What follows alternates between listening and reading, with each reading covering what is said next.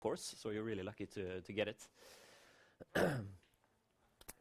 So today we're going to start with Appendix B on part 5. Appendix C we've already done earlier with regards to getting the calculations in order for the submission. In the submissions, I've corrected most of them, so I've just written a comment in fronter.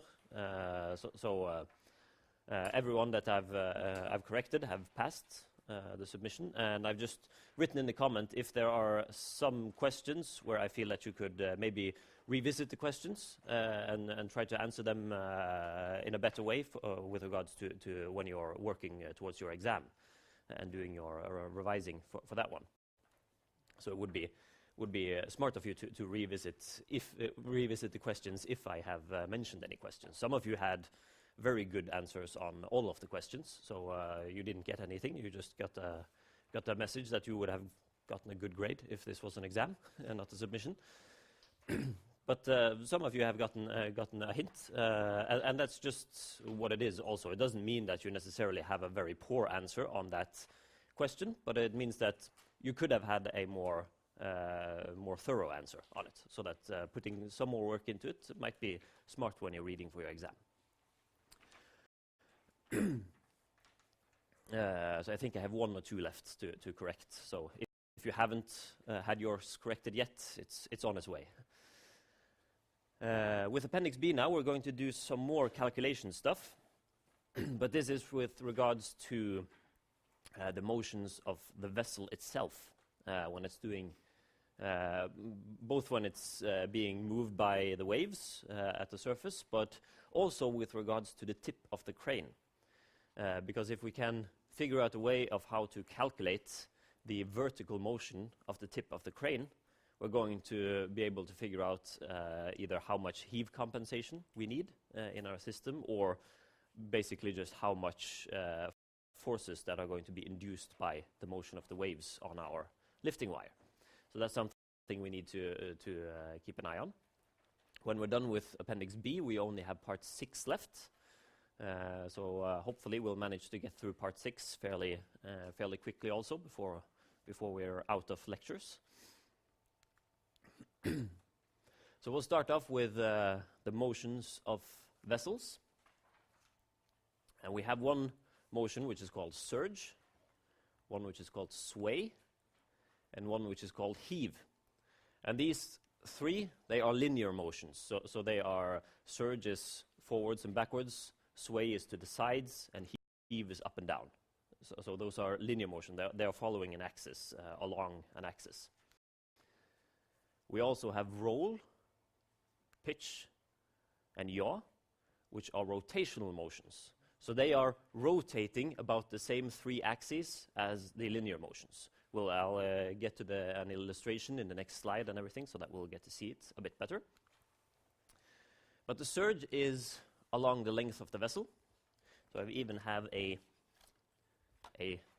Lego vessel with me here, just to show a little bit. So the surge is when the vessel is moving forwards or backwards. So this is the front of the vessel, and here's the back. So forwards or backwards.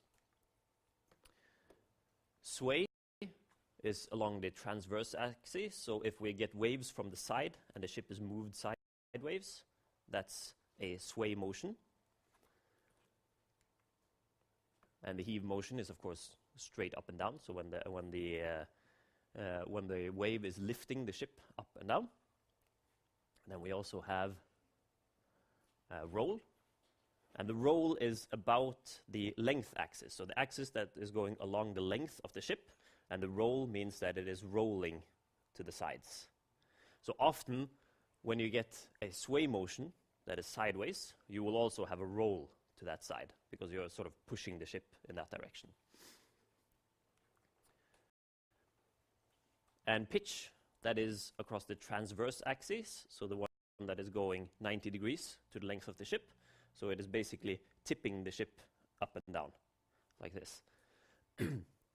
So whenever you have a surge motion going forwards or backwards, you will also usually have some sort of pitch. It can be a very small angle that it's being rotated, but you will still have a small pitch motion. And then we have yaw, which is about the vertical axis that is going straight through the ship. So basically means that it is turning the ship while it is staying still there. So if we have waves coming in from the front side here at an angle, it will start to turn the ship. So you will have a yaw motion.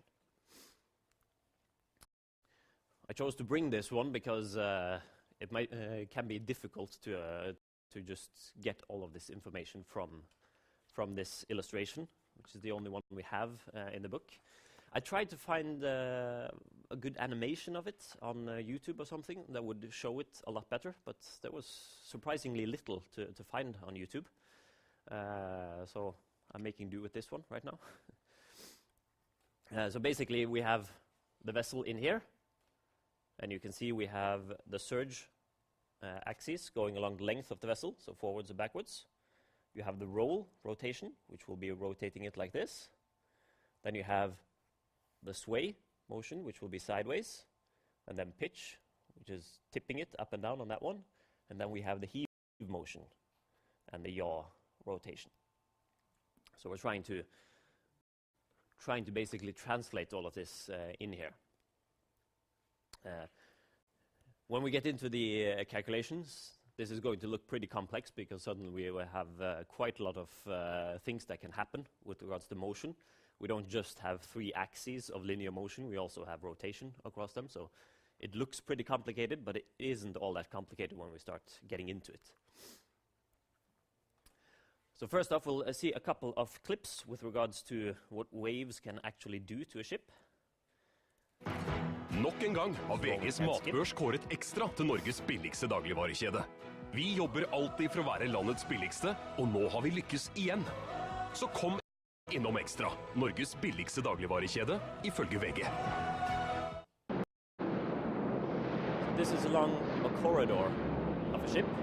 They just put in a camera in it. I think it was a container cargo ship.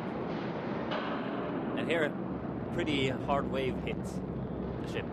So you can see the entire ship just bending with the wave. There's quite a lot of power going on with large waves. So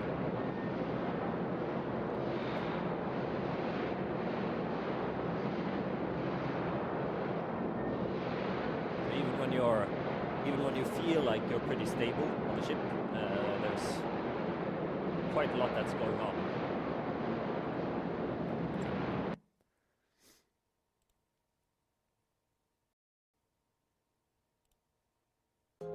I Vita får du nå all makeup fra Jan Thomas Studio Cosmetics til 25% rabatt. And this is from the big storm in January that was in the North Sea. So it's not even a year ago. You see there's quite a lot of motion in there. I think they had about 12-meter waves that they were tackling right there.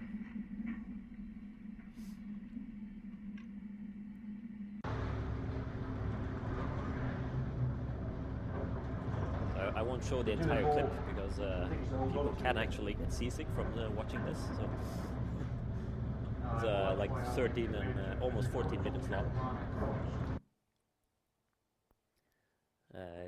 If you really want to, you can watch the rest from the presentation when I link it up on Fronto. But it sort of gives you a pretty exact view of how much force there is behind waves when you're on a vessel. So it's something that we really need to take into account when we're doing an offshore operation.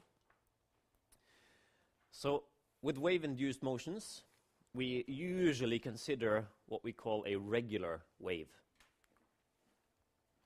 And that means that the vessel will move with the same period as the wave. And the vessel's amplitude of motion, so the height of the wave in your graph, will be proportional to the wave amplitude. So if you have a 6-meter high wave that's moving under your ship, that doesn't mean that your ship is going to be lifted 6 meters. So it's only going to be lifted a certain proportion compared to the height of that wave. So a 6-meter wave, if you have a 6-to-1 proportion on the motions, then your vessel will be lifted 1 meter when a 6-meter wave comes below. If a 12-meter wave passes under it, then it will be lifted 2 meters. So it will be in proportion to the size of each wave that's going under it, but it won't be as large as the wave itself. And since we're talking about a regular wave, we usually use a sine wave to signify how the wave looks. So a regular sine wave. This is, of course, not how waves look like out on the open sea, but we'll be getting into that later on. Waves in the open sea is what we call irregular waves. But sort of for getting in these calculations, it's much easier if we start looking at regular waves. So it makes it easier to comprehend what's going on. So the amplitude will be the height of the wave, and the wave length is basically from start and back to start again. So it's the complete cycle of the wave. We have an equation to use for when we're talking about waves, where we have what's called a transfer function, which is the HF here. And you can also see it's been put into to an absolute value mark, so that it's going to be a positive value no matter what.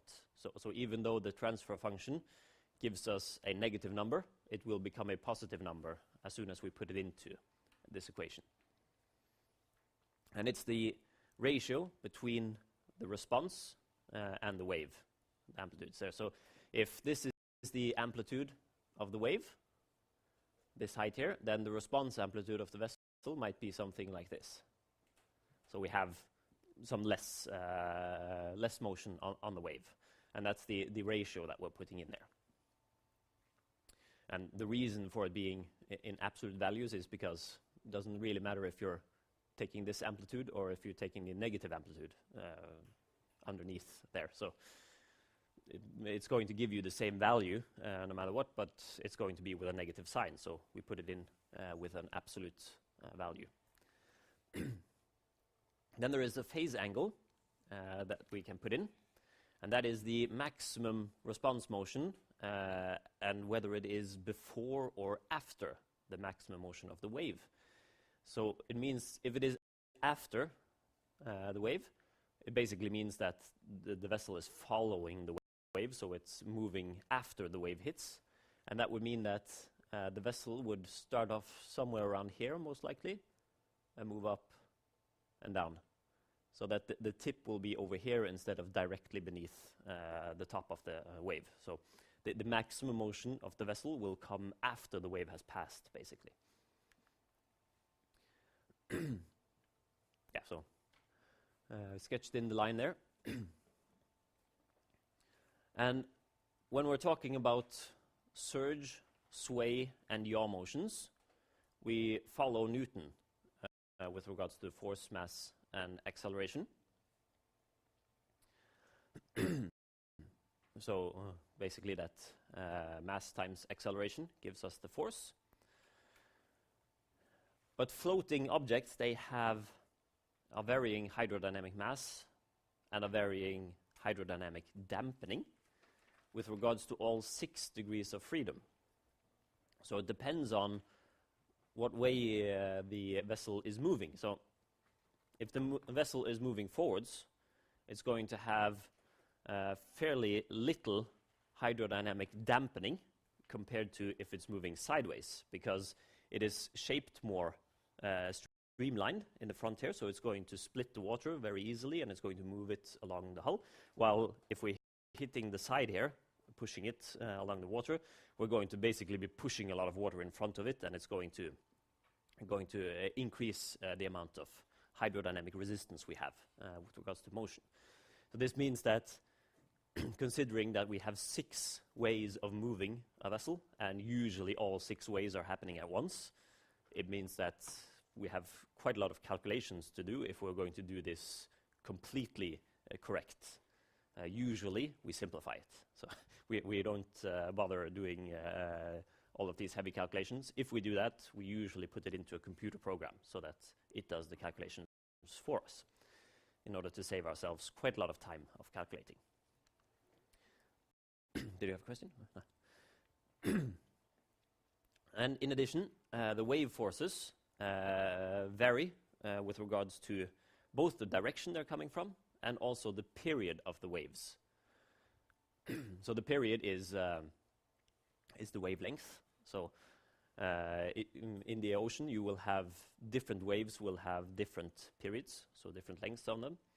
And you can have in one storm, like the one from January, which we saw there, you can have quite a lot of different periods of the waves.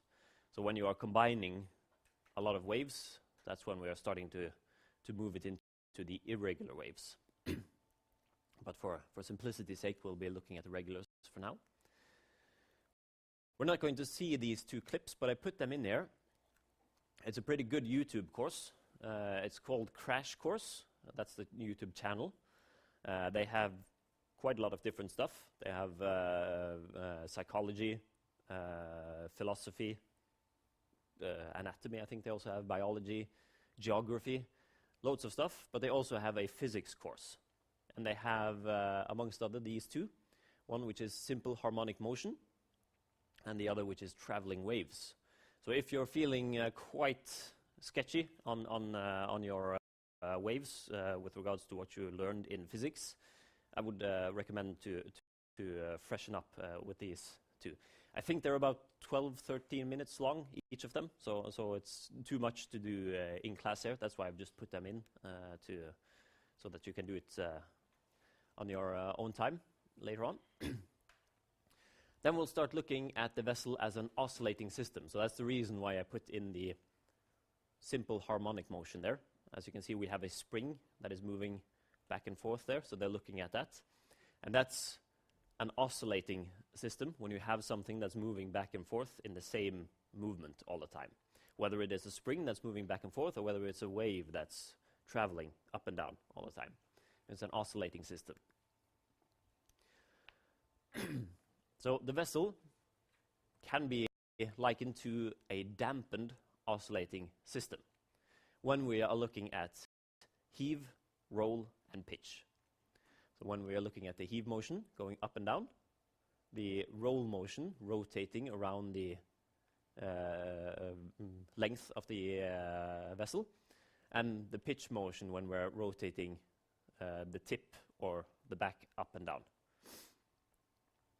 So then we can look at it as a dampened oscillating system, which basically means that if you start it oscillating, so if you start it with a heave motion, so you make it move up and down with the waves, if you then stop adding waves and adding energy from waves, then the vessel is also going to continue the heave motion a little bit, and then it's going to become less and less motion, and in the end it's going to just stop.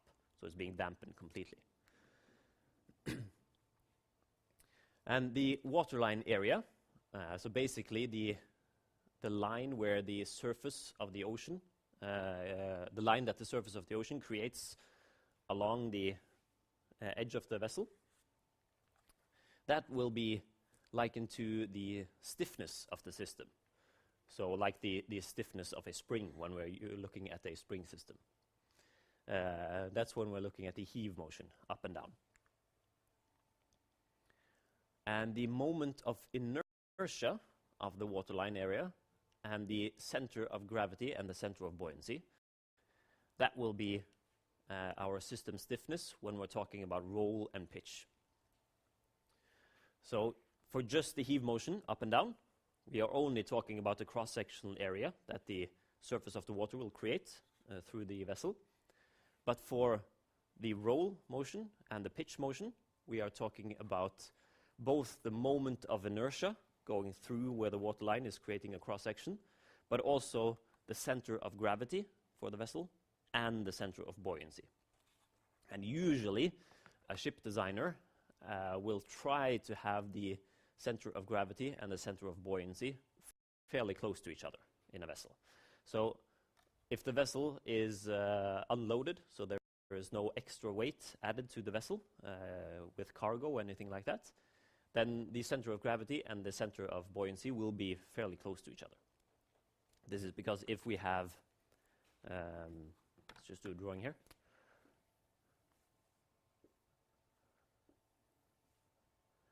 If we have the center of gravity up front here,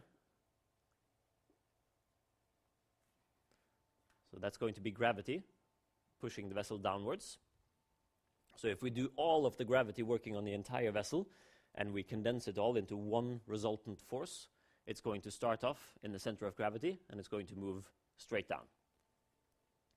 We get the same effect when we look at the buoyancy. So all of the buoyant force that's working on the vessel, we can also put into one particular point, and it's going to be moving upwards.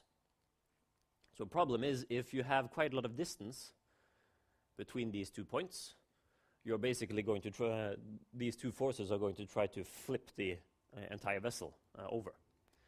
So it is especially important when we're looking at the back of the vessel, or the front for that matter, that we get them in line. They don't need to be exactly on each other, but they need to at least be on the same line, or else we're going to be doing a roll motion on the vessel just by putting it in the water. Then the buoyant force is going to make it roll. We would be getting a pitch motion in this situation, so we would also want to get this one as close as possible to zero, that distance between them, in order to avoid putting these motions in. But of course, most vessels, you will be putting cargo on them in some shape or form, which means that as soon as you start placing heavy stuff on your vessel somewhere, you're going to start messing with the center of gravity. The center of buoyancy isn't going to move much, but the center of gravity is going to start moving about as you start placing huge containers or filling up tanks or whatever it is, whatever kind of cargo you have on your vessel. So that also means if we're having a large vessel out for an operation, for an example in the North Sea, we have some huge modules on the back here. We have a module handling system. We're going to lower them down and put them into place. So that means that we're going to have a lot of heavy weight in the back of the ship. So we are basically shifting the center of gravity towards the back of the ship. So that is something that the captain and everyone else working on the ship, the crew, they need to take that into account. And what they usually do is that they start filling up ballast tanks in the front so that they manage to move the center of gravity towards the front again, so that they get it more or less in line. So that is the usual way of making sure that you get it in the correct way. But with regards to being an oscillating system, it is mostly the waterline area, so where the water is cutting through the ship, basically, if you imagine it actually cutting through the ship. So if you had both the water and the vessel modeled in Inventor, we could make a section view so that we could see straight through it.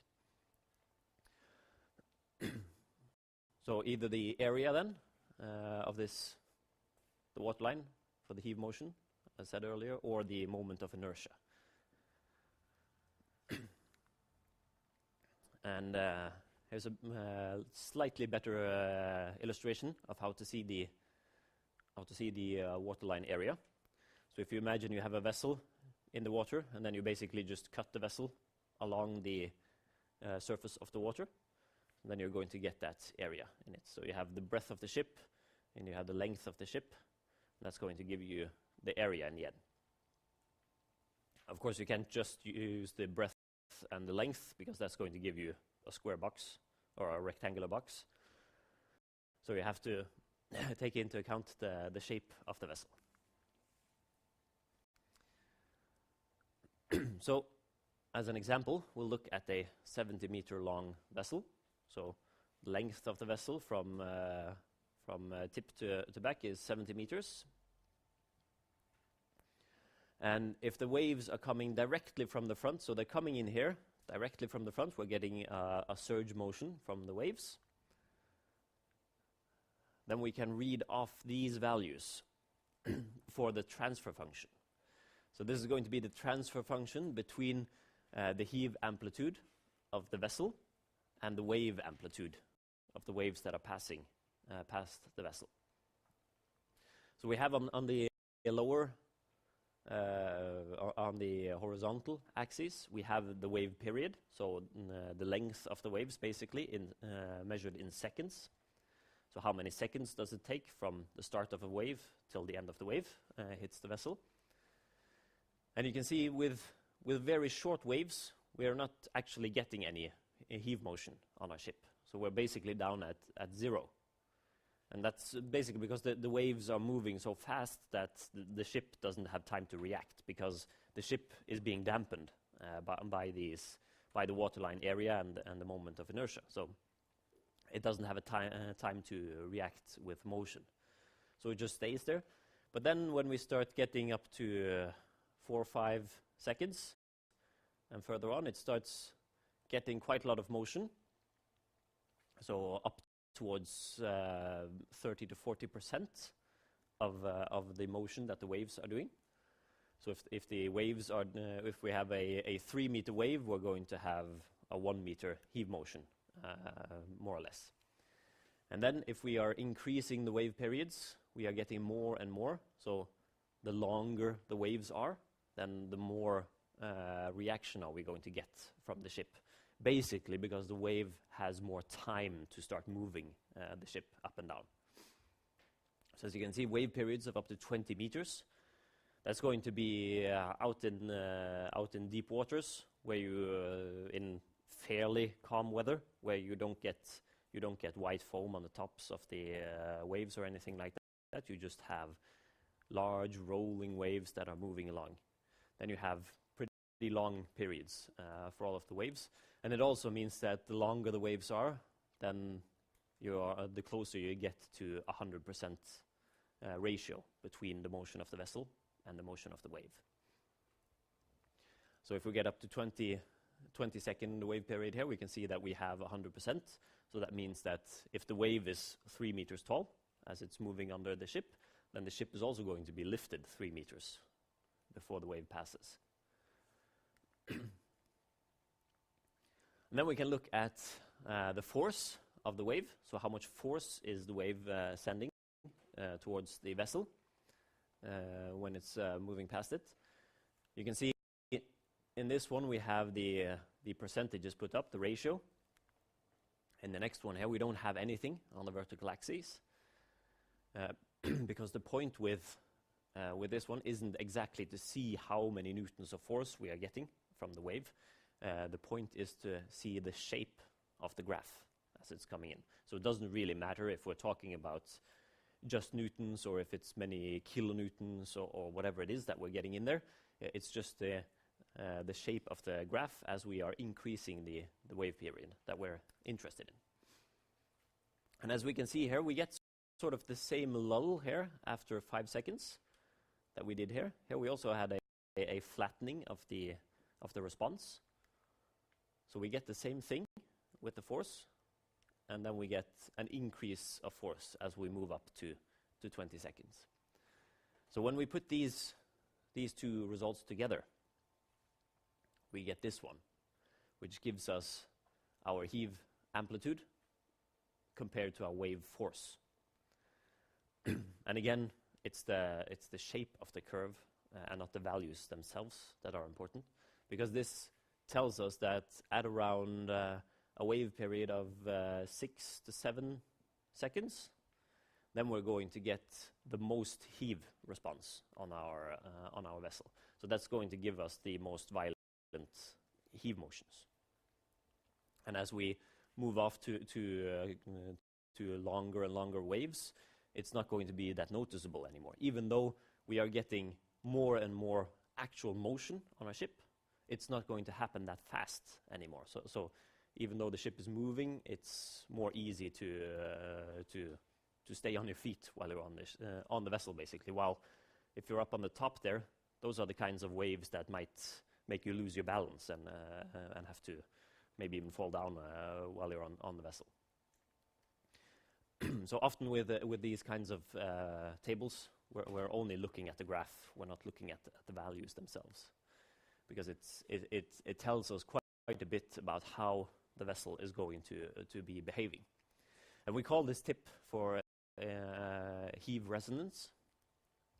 And resonance, that's more or less the same as the eigenfrequency, which we talked about with the passive heave compensation, with this Tacoma bridge that's got the wind at the correct frequency on it, and it just rotated until it's collapsed.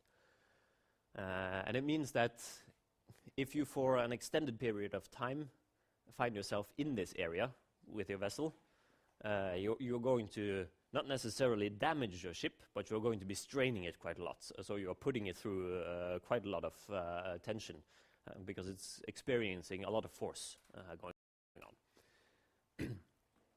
For a regular offshore vessel, that's not going to be a huge problem. Usually it is enough to just change your angle slightly so that you don't get the waves straight on anymore. You get them slightly from the side. That's going to alter the characteristics of this one. So it's going to be enough to get you out of this heave resonance area. But for very long oil tankers and stuff like that, they can actually break in the middle if they sort of get caught off guard in this area. So they didn't quite catch that this area was coming towards them, that they were going to end up in the heave resonance, and it's a fairly powerful storm. I think it's especially in the Indian Ocean, you have storms that can just pop up. So you basically have more or less no idea that they're there before they're on top of you.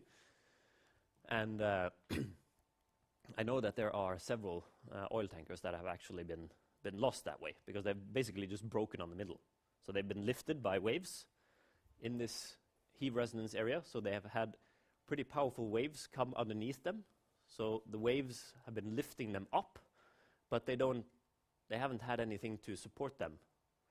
The waves have been a bit too long.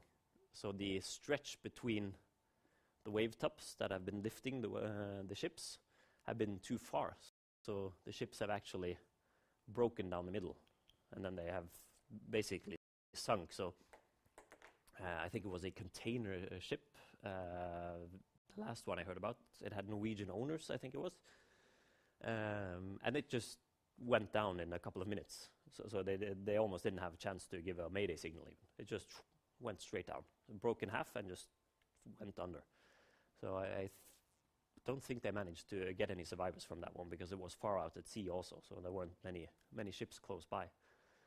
And it was quite a mystery until they figured out what it was that had made it sink, because at first they were starting to think about, well, could it be something military that they had stumbled onto, so that they were actually sunk by someone?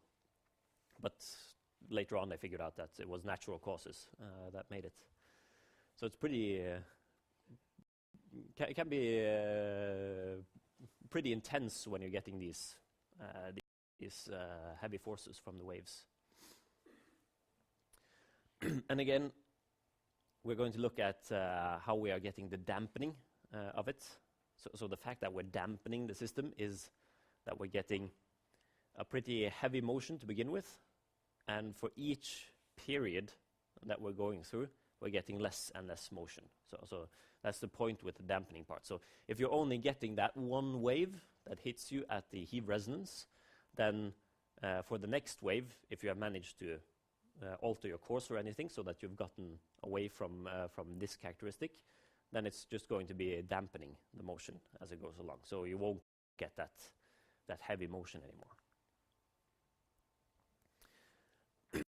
But the fact that our vessel is moving around quite a lot while we're out at sea also means that we have to take this into account when we're talking about the cranes, and especially when we are doing cranes that are going over the side of the vessel.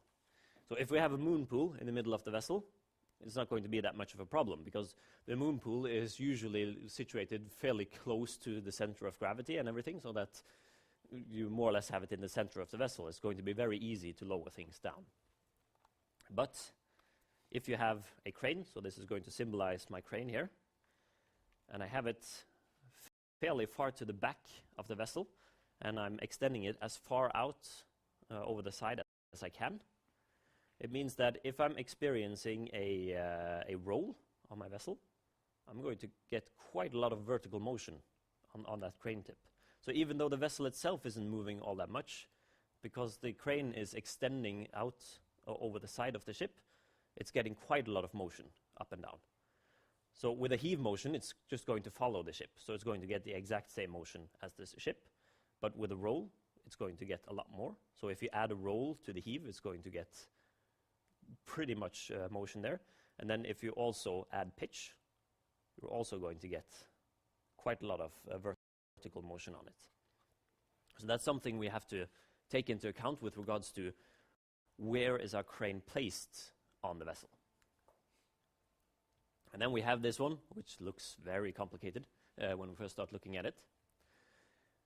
You can see here we have an X function, a Y function, and a Z function. And they're all functions of time.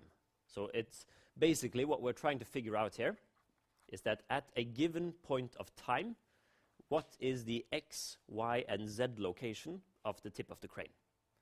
So if we do this, set up this calculation correctly, and we run it in a spreadsheet, for example, in Excel or something, then we're going to get, for example, over a period of time, let us say 20 seconds, we're going to get, for every second, we can get the exact location of the crane tip while we're calculating. So what we have up here is that these different parts here are translatable to this illustration. So we have the XP, YP, and ZP that we have here in the middle. We have X, Y, and Z up top there. So they're the middle parts of our calculations. And they're the distance from the vessel origo to the crane tip. So basically from the center of the vessel, so the center of gravity on the vessel, and then the distance in the, let us see, the X, the Y, and the Z directions. So from the center of our vessel, and it's going to be in the X location. So in this case, when we have it in the back, we have to go negative on the X direction. We have to use the Y direction in order to get out to the tip. And we also have to do the Z direction in order to get the height compared to where the center of gravity is. Then we have eta 4, 5, and 6. And those are the rotational angles in radians. So we don't use degrees here when we're talking about the angles. We're using radians. And they're basically for the roll and the pitch and the yaw motions. And then, of course, we have the functions themselves, which will give us the motion of the crane tip. So we'll start off by looking at eta 1 up here. So we're looking at the X position of our crane tip. So where is it going to be? And we can just start by looking at it. What's going to affect our X position? The X position is going to be along the length of the vessel. So the X position of the crane tip is going to be affected by the surge motion. So that is our eta 1. That gives us the surge motion. It's also going to be affected by, let us see here, roll isn't going to affect the X because roll is going to be up and down and to the sides. And pitch might be, because pitch is going to move it like this. And even though it looks like it's mostly vertical motion, it still moves slightly forwards every time it pitches. So pitch is going to affect it. And heave isn't really going to affect it, that's just up and down, but yaw is going to affect it because yaw is going this way. So that's also going to affect the X location. So we have eta 1, which is the surge motion. And then we have eta 5, which is the pitch, and eta 6, which is the yaw. So that's going to give us the different positions. And as you can see, with the eta 1, which is the surge motion, we don't need anything else than eta 1 because we know how far forward or backwards the ship has moved. That's going to translate directly. But since we have a rotation on eta 5 and eta 6, we are either rotating along the y-axis or along the z-axis. Then we're going to need the position. So ZP, that one, or YP, that one. So the distance from the center and to the crane tip, combined with the angle in radians, that's going to give us how much motion we're getting there. We'll continue on with this one after the break. On Time Edit, we're set up at room 2008 for the hydraulics lesson afterwards. I'm going to go up and try to switch that room so that we get a room with recording capabilities. So I'll do that in the break right now, and we'll see.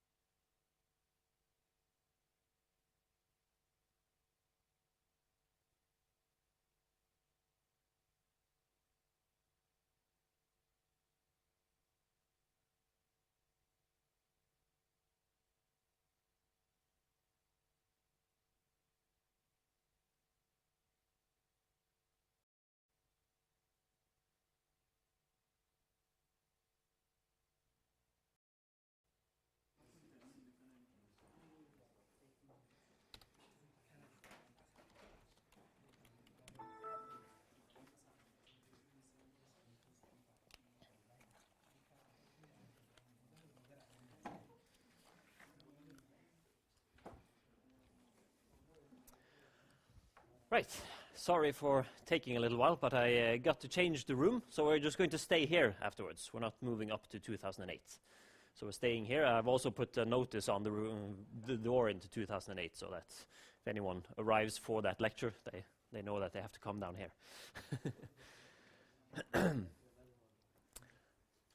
Right. We were talking about the motions of the crane. And we've seen that with regards to the X position of our crane tip, we need to know about how much motion do we get from surge, so at eta 1, how much degrees of rotation do we get from the pitch, eta 5, and how much degrees of rotation do we get from the yaw, eta 6. And for the degrees of rotation, we have to couple them with the length from the center of the vessel and to the crane tip in that direction. So then we start with the Y direction, so the sway motion, which is sideways on our vessel, which is eta 2, is going to give us the direct motion that we're getting from the motion of the vessel. And then we have, again, eta 6 is going to give us some of the motion. So the rotation from yaw that we're getting is also going to affect the Y position of the crane tip there. We have to hook that up with the X position of the crane tip, or the X length from the center of the vessel. And then we also use eta 4, which is the roll. So the roll motion is along the length of the vessel. So that is also going to affect us, because even though it's mostly going upwards, it's also moving away from the point where we started. And that is also why it is set up as a negative there. For those last, they're always negative. Then we're going to look at the Z position of the crane tip there. So of course we start off with eta 3, which is the heave motion, which is directly translated into the position of the crane tip. And we use eta 4, which is the roll, which is also affecting the vertical position of the crane tip. And we have eta 5, which is the pitch, and that is also affecting the vertical position of the crane tip when we're looking at it. And for a lifting operation, it is the set Z position that we're most interested in. So how much motion are we going to get up and down? So the Z function is the most important to our lifting operations. And then we're going to look at different vessel types. And vessel motion in waves is mainly dependent on the geometry and the size of the vessel. So the larger the vessel is, then the more slowly it's going to react to the forces from the waves. So it means that it's going to have a response motion much slower. But also the geometry has a lot to say, because if the vessel was shaped just like a box with square angles in every corner, then it would be greatly affected by the waves. But getting the waves from the front, when it's shaped like a regular vessel is in the bow, then it's going to be not that much affected by the waves from the front. So the geometry has quite a lot to say for the vessel. And the weight distribution also contributes. So where we have placed our load with regards to our center of gravity, how much ballast we need to counter that in order to get the center of gravity back into the correct position. And the draft will also contribute. So the draft is, just to remind ourselves, the draft is the distance from the surface of the water and down to the bottom of the ship. So basically how deep in the water the ship is sitting. And of course, the more weight you put on a vessel, the deeper it's going to sit in the water. So these are sort of correlating factors. So here we have a typical one that was placed in, I think it was in the late 1700s or early 1800s, that they started doing these markings for the draft of the ships. And if I remember my history correctly, it was due to insurance being invented. So someone had the bright idea that we could insure our ships, so that even though the ship accidentally entered a storm and actually got wrecked, we lost all the cargo, we might even have lost most of the crew. So we would like to pay pensions to the widows, and we would like to be able to replace the cargo, or at least replace the value of our cargo. That was the idea behind the insurance, but the first years where they had insurances, it wasn't like today, where we have loads of notes and annotations that say that, well, if you do this, then you won't get anything anyway, and if you do that, you won't get anything either. So we usually have quite a lot of rules with regards to what you're actually going to get from an insurance nowadays. They didn't have that to begin with. So quite a lot of ship owners purposefully overfilled their vessels, insured them for whatever they had filled them with, and were pretty confident that this ship is going to wreck once it gets past the shoreline. But we're going to get a lot of money from the insurance anyway, so it doesn't really matter. And the ship was old, so we didn't need it anymore. So it was sort of that mentality that they had. People's lives weren't that important, obviously, back then. So what ended up was that they created this sort of system where anyone that's outside of the vessel can actually see how deep the vessel is sitting while it's at the harbor. So anyone just walking past the vessel can see if it's sitting too deep. So we can't see it here, but I wonder if it's... No, they don't have it in this one, but what they also added was a special mark which showed what would be the ideal draft for that vessel. So they not only had the lines showing how deep it was sitting, but they also had a special mark that was intended to be if it was sitting deeper, or if that mark was submerged in the water, then the ship was overfilled, so it had too much cargo on it.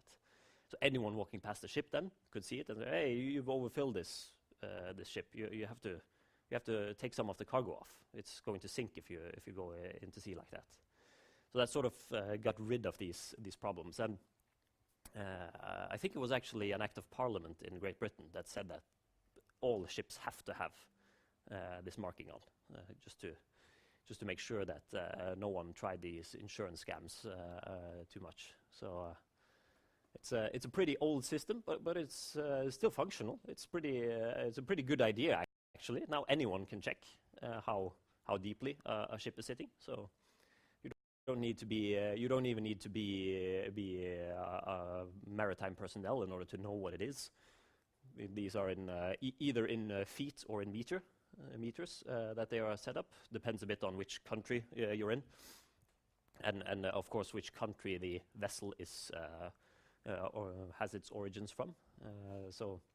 And how old it is, of course, if it's in feet or in meters. But it should be quite possible for everyone to just walk past the vessel and see how deeply it's sitting in the water.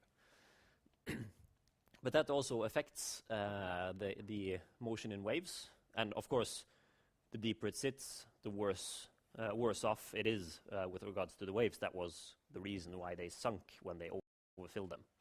So not only was it the fact that the waves managed to get over the side of the ship and start filling it up with water, but it was also the fact that it was moving less, it was moving more unfavorably in the waves, so that you get more effects from the waves from this.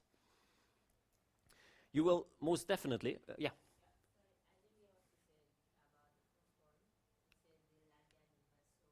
The weight distribution, or?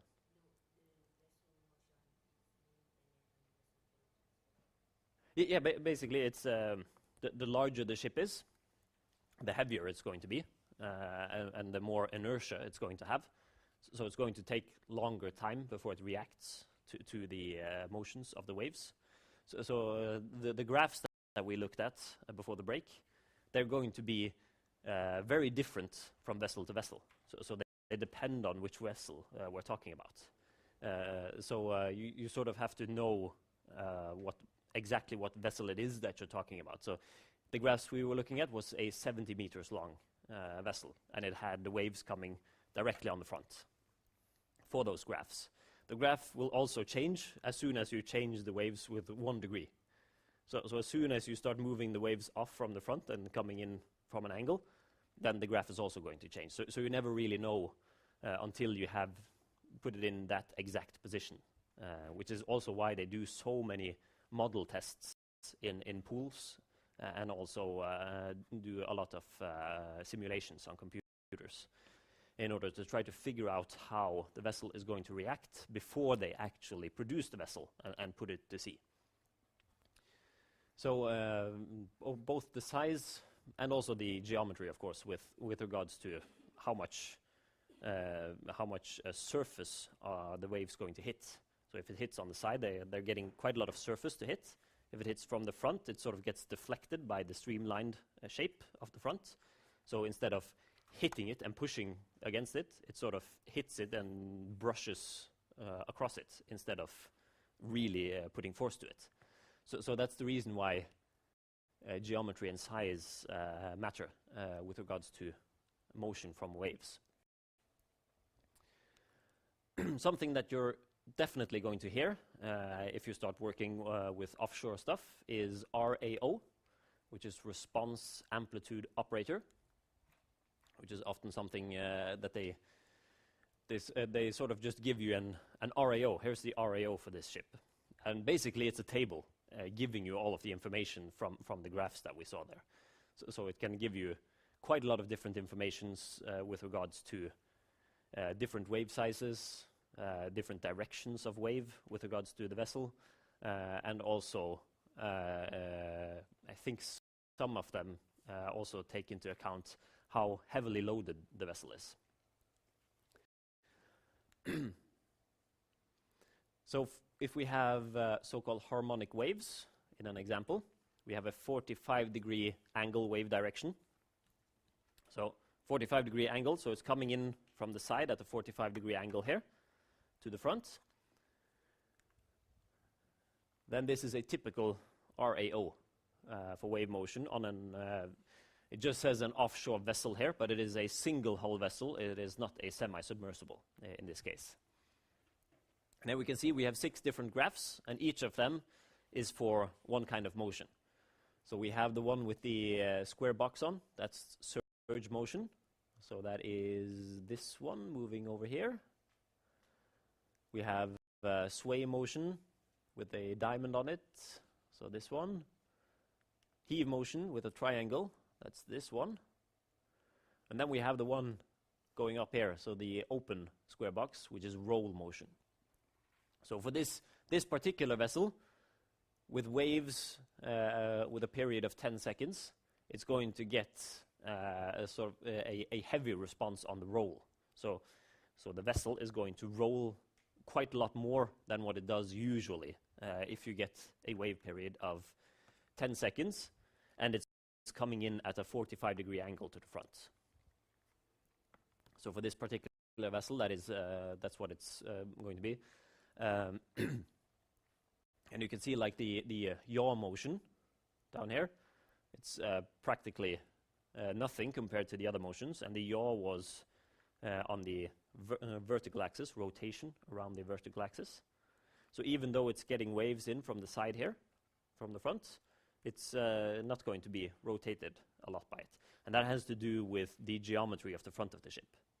So if it had been at a 45-degree angle from the aft, then that probably would have meant that it would experience more yaw motion from it.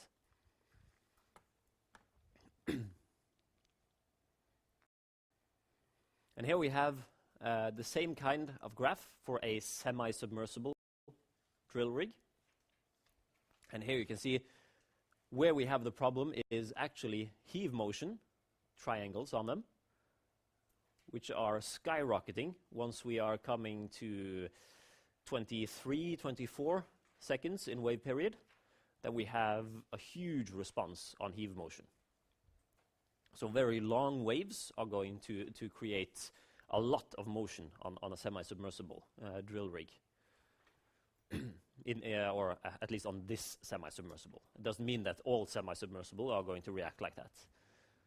But with heave motion, it's going to react very much. And you can see here we have, it's 1.3, 1.4 in the factor. So it's going to get almost going to get more motion on the rig than what's actually being on the waves. So sort of getting an amplified motion when it hits waves like this. So if we compare, if we start looking at just the heave motion, so this is for the first one we looked at, the offshore vessel. So back to here. So if we pull out from this offshore vessel, we pull out the heave motion, which was the triangle, this one, going over here. So if we pull that one into here, this is what we get. So we get up to a wave period of 11 seconds.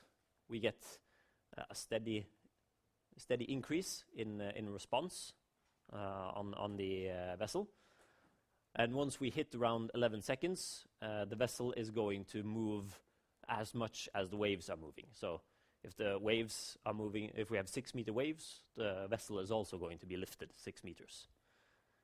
So the longer the waves are, then we're just going to continue experiencing the same amount of motion as with the waves. Now we're going to do the same for the semi-submersible. And here we can see that if we go to around 11 seconds, wave period, we're just down to 25%. So where the vessel was already experiencing the full heave motion from the waves, the semi-submersible is just experiencing 25% of it. So if we had 4 meter waves, the drill rig is only experiencing 1 meter of heave motion at that point. But if we increase the length of the waves, we have a very slow inclination here, and then as we start approaching 20-second wavelength and then up to 24, we get this huge increase where we actually get to the point where we get more than 100% motion on the heave. So it means that we are actually amplifying it beyond what the waves are beyond the motion of the waves. So that basically the waves are sort of throwing the rig up in the air. So it's a pretty different response between a semi-submersible and a single hull vessel. So then we'll start looking a little bit at irregular motions, which is what we are experiencing at sea, because we don't get regular sine waves when we're out at sea. We're getting all kinds of shapes and sizes of waves. And that's sort of just to make the point here that realistic waves, they are not regular waves. Regular waves we encounter quite a lot when we're working with different kinds of physics. We can see them in electronics and all kinds of stuff, where we can find regular waves, but in water motion, we need to look at realistic waves. But understanding how regular waves work is going to give us the necessary information that we need in order to understand the realistic waves a bit better. So the realistic waves, they contain energy at a whole range, instead of just having one single type of wave that's moving, and that's all the energy you get.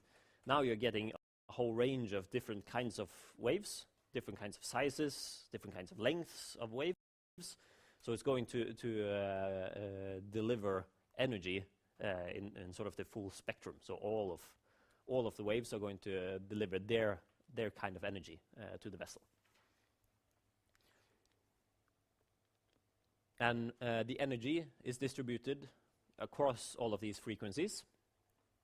And as I said earlier, we sort of refer to that as a spectrum, because we have so many different kinds of waves. It's easier to just look at sort of the big picture instead of trying to identifying each individual wave and trying to calculate them as regular waves individually.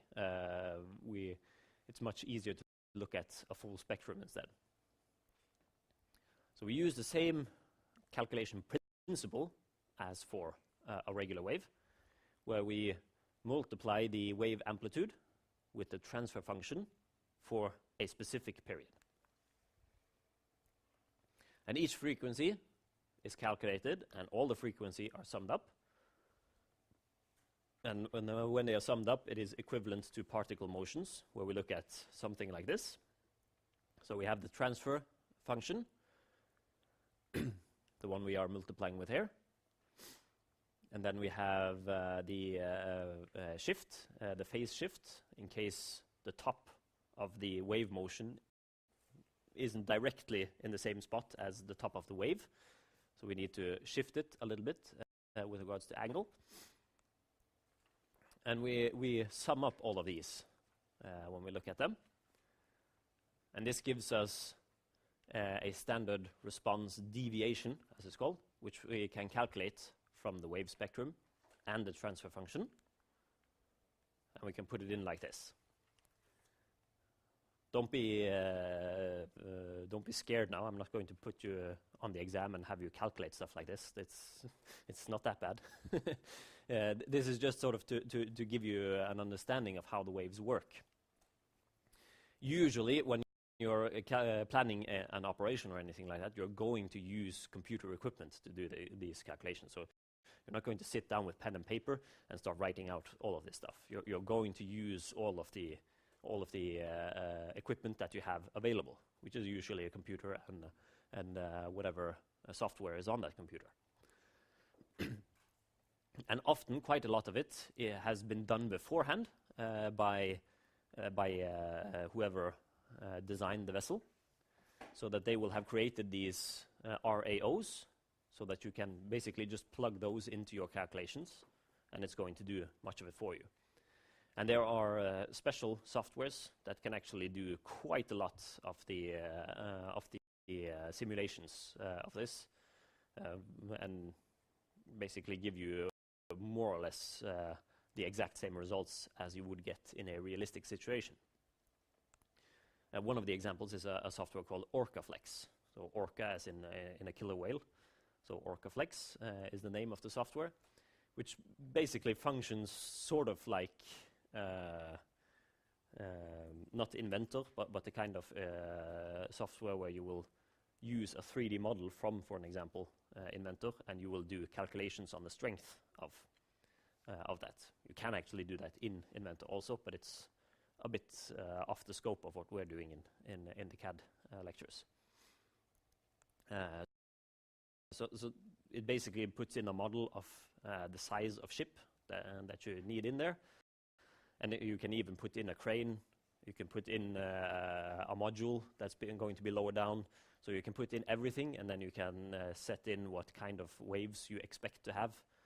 So for an example, you can look at the weather statistics, and if you see that in the month of June, in this area of the North Sea, we usually have a 98% chance of having waves with a significant wave height smaller than 3 meters.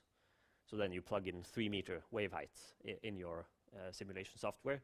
You put in the RAO information you get from the vessel provider, and then you're fit to go. You just run the simulation, and it's going to tell you if you're going to have some problems in that operation. But the thing is, when we're using software like that, it's one thing to just put in information and click go and read off results afterwards. It's another thing to be able to understand exactly what is it that the software is doing, because software like that fails sometimes. There are usually glitches in the code, and it can be misinterpreting the information you're putting in, so that it is important when we are using that kind of software to be sort of have a slight awareness of what kind of answer we expect from the software. Because we know what the software is going to do with the information we're plugging in, we could have done it ourselves if we had sat down with pen and paper and a calculator for hours upon hours upon hours and just been calculating it. So that's why we're using the softwares, because we don't want to sit and do these calculations by hand. But we should still be able to figure out that if we get an answer, we should get sort of a feeling that this didn't look quite right. So then you can go back through the logs of the software, and you can see like, seems like it's misinterpreting something here. And then you can maybe run the simulation again, change a little bit of the way you're inputting your information, and maybe you will get a completely different result when you're running it afterwards. So that's the point with knowing this stuff. And it's the same with in mechanical design, being able to do hand calculations of the strength of a construction, because often you will do a simulation of it, but you need to know what kind of calculations is it that the software is doing when it's doing the simulation. Because if the software is saying that this is going to go well, you have a safety factor of 92 on this one, it's super strong compared to what you need. But you are already aware that this one should be very close to 1.2 or something in safety factor. Then you know that the software has done something incorrectly when it's calculating. So it's the same stuff with simulation software for this kind of things. So we'll look a little bit at a crane tip that is put over the side of the ship. So like this case, where we have a crane extended across the side of the ship. And we're going to look at the maximum vertical amplitude that it's going to experience. In this case, if we have a significant wave height of 1 meter, which means that our maximum waves can be up to 2 meters, approximately. So over a period of, 2 hours, this has been done. The calculation has been looking at a period of 2 hours, and it's put in all of the different wave periods. So it's done those the mean value for each of the wave periods. So let's put that in. So if we look at, to begin with, a wave period of 4 seconds, we're down at 0.3 in vertical motion for our crane tip, 0.3 meters. If we move up to 10 seconds, then we're up to almost 1 meter. So we have a wave motion of 1 meter, and now we have a vertical motion on our crane tip of almost 1 meter.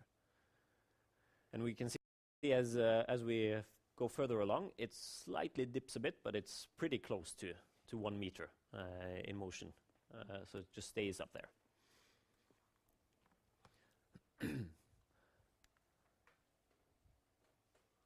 So the crane tip is over the side of the ship, and it's also 15 meters aft of the midship. So basically, if it was midship, it would be exactly in the center there.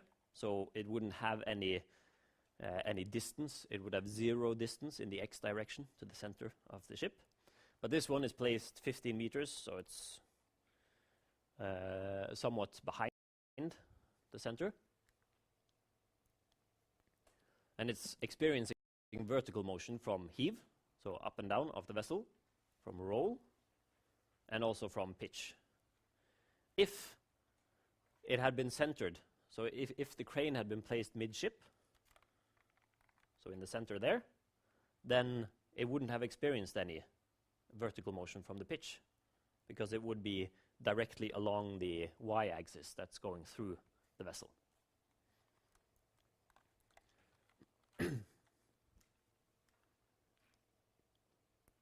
So in this case, we also had a wave direction, an average wave direction, at a 45-degree angle to the front. So it's going to create some motion on the ship.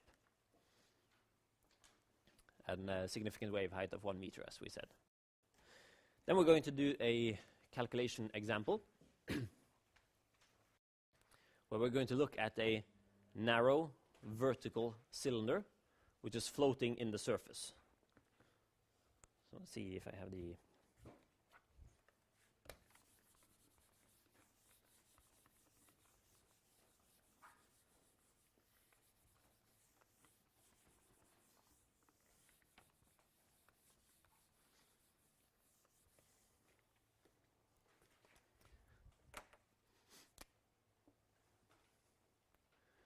So we have the surface of the ocean, and then we have a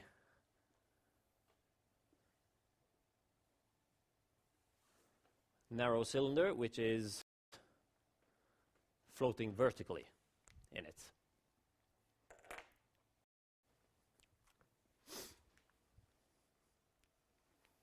So we're going to have a cross-sectional area which is going through the waterline here. So I'll just try to make this 3D.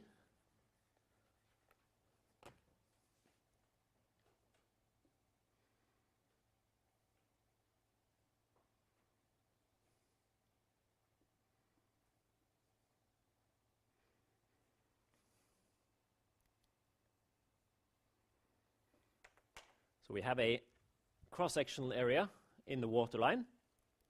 That is our A in the calculation. And basically, just to simplify it, we're not going to really do a number out of it and try to calculate with all of the wave motions of the water along the surface. We're just going to do a regular circular cross-section through it. It's not going to differ all that much anyway. Then we need to know the draft, which will be our h, and that is the distance from top to bottom. So this one was going to be A, this one will be H.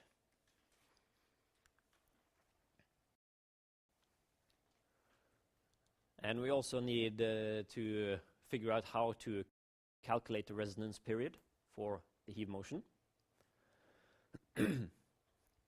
The resonance period, we get it from 2 times pi and the square root of the entire mass, so the hydrodynamic mass and the mass of the cylinder itself, and then the stiffness, basically, of the system.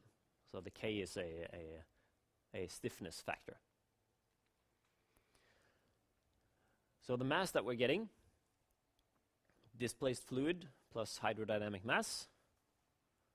Displaced fluid is, of course, the mass that we have below here. So the area times the draft that we're getting. That's going to be our volume. I think we do that one afterwards. And the stiffness force, which is the force, the stiffness factor, I mean, is the force that we need to change the draft by 1 meter. So either to lift the vertical, lift in the vertical direction the cylinder with 1 meter, so that h becomes 1 meter less, or to actually make it plunge down into the water and get 1 more meter. And it's going to equal our change in buoyancy. And it means that we're going to have a force that is needed in order to lift the cylinder, and divided by a length. And the length in this case is 1 meter, so we're going to put in 1 meter later on.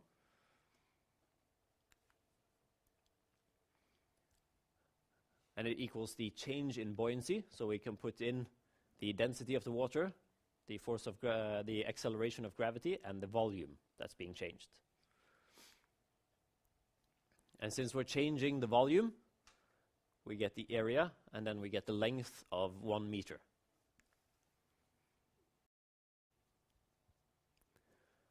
So then we can look at the natural period for the waves that are affecting it.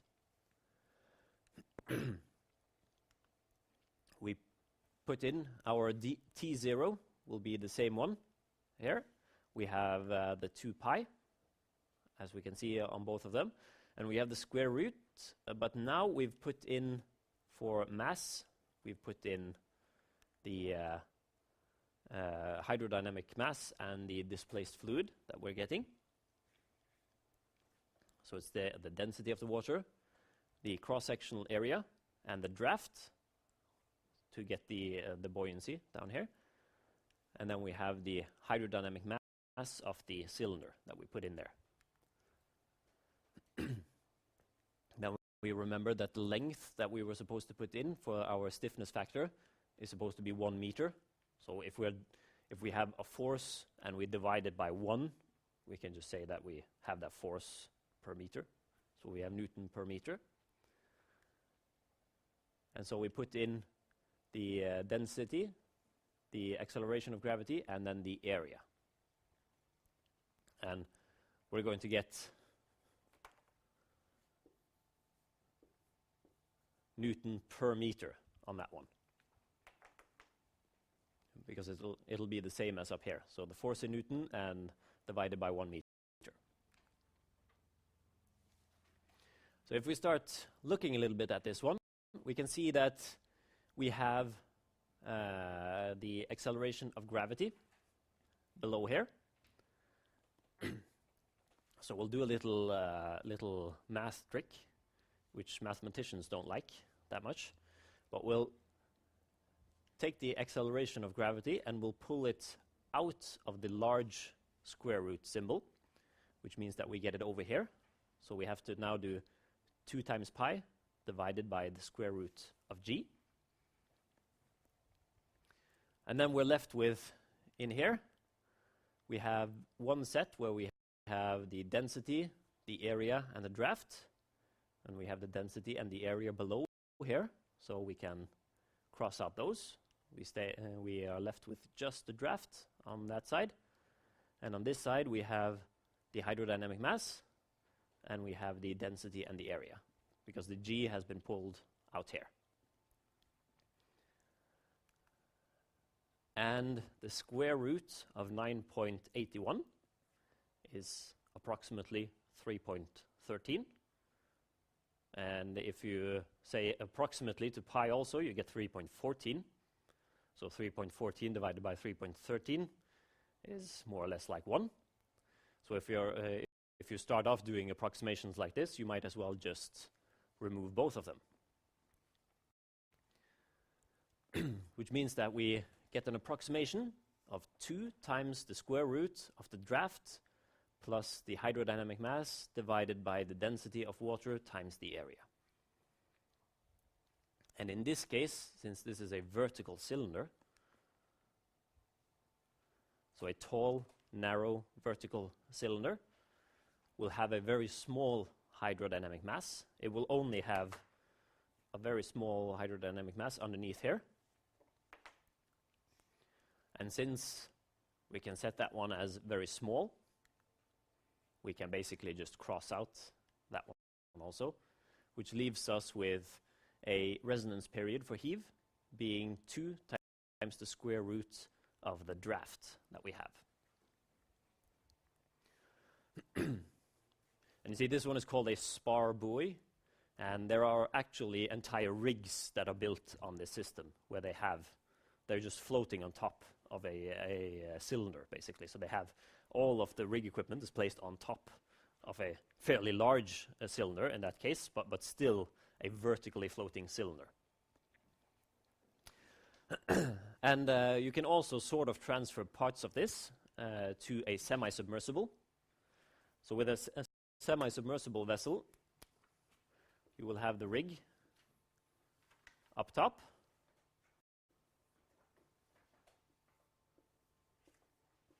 And you have these legs going down to the pontoons, or whatever you're going to call them, down there. And you have the surface of the ocean coming here once it's been submerged. So once it's in transit, moving somewhere, it usually pumps out all of the ballast water so that it gets the water line here, so that it lifts itself up from the water. But when it submerges itself in order to do a lifting operation or anything like that, it ends up with getting vertical cylinders going through the surface of the water. So it basically gets a couple of these, so 4, 6, 8, depending on the size of the rig. And it's going to make it a lot easier to calculate the heave motion of the semi-submersible as compared to a vessel where you're going to get quite a lot more hydrodynamic mass, so you really need to keep the hydrodynamic mass in there. You have a question?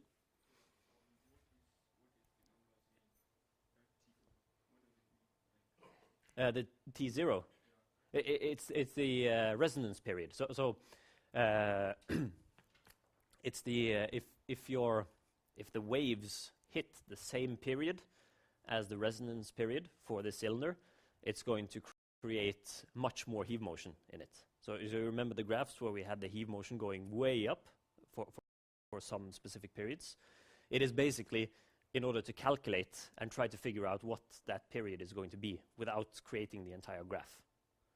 So it's going to tell you, for an example, if we calculated this one and we got an answer of 12 seconds for resonance period, it means that when we have 4, 5, 6 second wave period, we're not going to experience a lot of heave motion on the cylinder. It's a bit wrong to use the vessel now. So on the cylinder, we're not going to experience that much heave motion. But then as we approach 12 seconds, we're starting to get quite a lot of heave motion on it. And then as we pass 12 seconds, moving on to 20-second length on waves, it's going to slow down again. So we're getting less and less heave motion.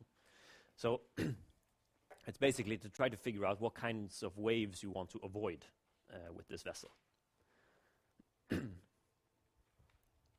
With a cylinder like this, it's a bit more difficult because with a vessel, you can just change the direction of your vessel with regards to the waves, and you're going to change the resonance period. But with a cylinder, it doesn't help rotating it because you're still going to get the same surface area that's being in contact with it and the same geometry. So it's a bit more locked in there. You can't really change it, so that if you actually hit the resonance period, you're just going to have to shake it off basically and try to hang on until you're done with it. One thing you can do though is if you have ballast tanks, you can fill them up so that you increase your draft, so that you sink further down into the water, and that's going to change your resonance period. And it might change your resonance period enough so that you can wait out the waves, and then you can pump out some of the ballast water again, so that you sit more safely in the water. There, we managed to become done with this one. So not on Thursday. You're on course then.